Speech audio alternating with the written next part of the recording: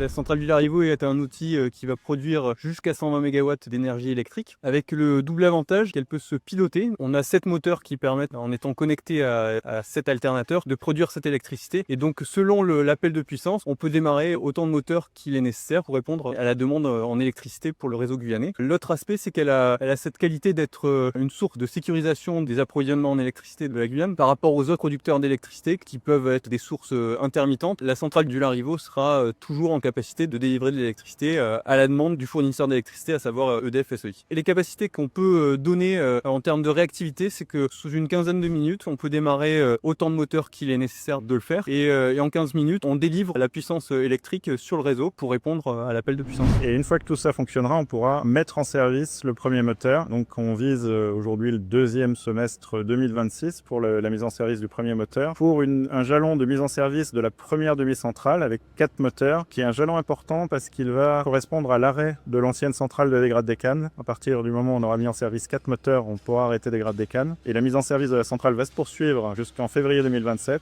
où on livrera l'ensemble de la centrale au futur Équateur. On pourra commencer à fournir le réseau guyanais dès le deuxième semestre 2026 si le calendrier est respecté.